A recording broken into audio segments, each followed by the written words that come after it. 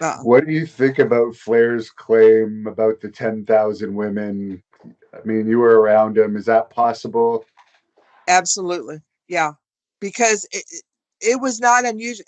And Flair's not the only one. There were several guys out there that they would have a girl in the morning, a girl in the afternoon, and another girl before they went to bed. It was ridiculous for some of those guys. And they were addicts at it because um if one is great, then 100 is even better.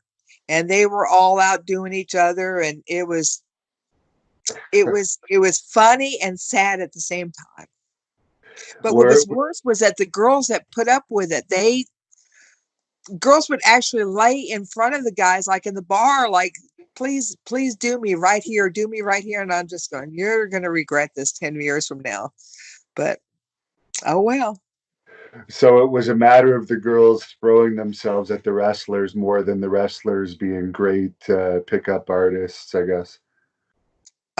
Some of them had some good lines, but most of the time it was just women that were desperate for attention, women that had seen someone on TV that they wanted to have that memory of like going back to their secretarial job for the rest of the week, having that experience of that weekend, and like, yeah, I was with him. And it was for someone from that lived rather a sheltered life in Lubbock, Texas, it was a rather eye-opening experience.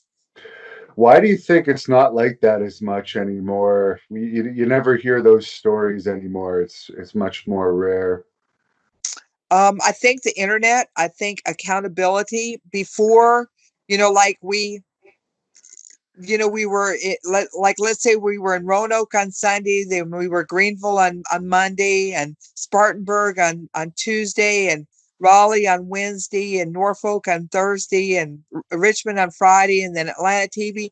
It was like we were always 200 miles away the next day, and another 200 miles. And it might be a month or two before we got back to where we were before, and maybe you weren't on the same card, so there wasn't the accountability.